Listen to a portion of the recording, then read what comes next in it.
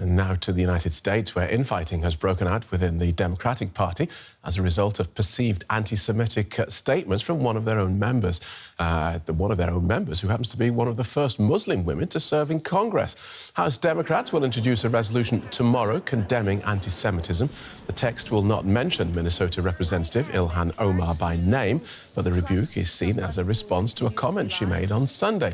She said that the pro-Israel lobby in the United States is pushing for allegiance to a foreign country.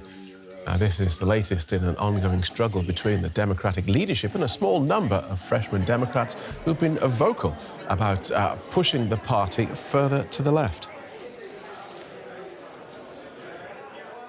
We can get more on this from DW's IIhan Omar. Welcome, IIhan. So why did Democrats find her statement so offensive? Well, the statement she made, the original one on Sunday, was at an event, but she tweeted about it again and reiterated the statement. And we can see that tweet now. The problem at the center of it was her use of the idea of an allegiance to a foreign country, which the Anti-Defamation League and other top Democrats have pointed out is an anti-Semitic trope that's been used against the Jewish community for a long time to say that they're, on the one hand, they have an allegiance to their own country, but also an allegiance to the wider Jewish diaspora. But others, like Democratic Representative Juan Vargas, has gone further and said that all criticism of U.S. support for Israel is unacceptable, and he's basically just pointing out a platform of the Democrat and Republican parties that Israel has and always will be a U.S. ally. So has anyone come to IIhan Omar's defense?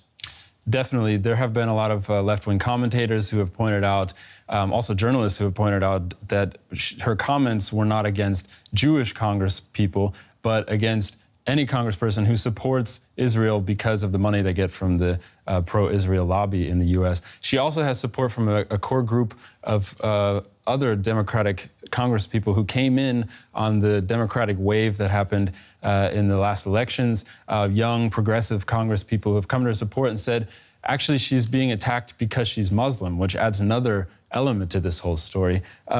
They have pointed out that at the same time that the Democratic Party, the leadership, is attacking her for being anti-Semitic, she is the object of Islamophobic attacks.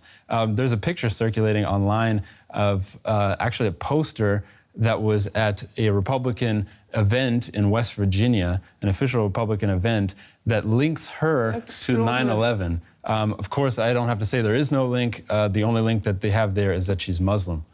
And so another layer of weirdness in this is the fact that this is Democrats censuring one of their own.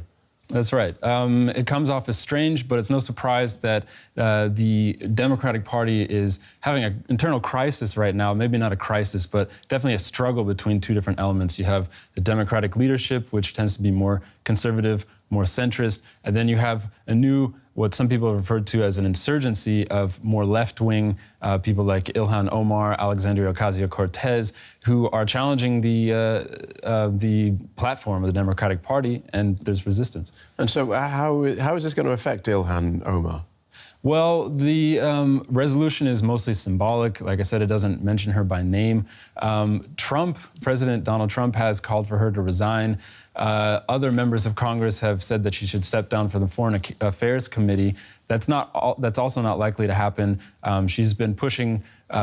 She's been reiterating her points that she's against the Israel lobby, but she may also be happy that this has confirmed her original point that anytime one criticizes a link between the Israel lobby and U.S. support for Israel, you might get censored, and that's a taboo that she's willing to break. IIhan Omar, thank you.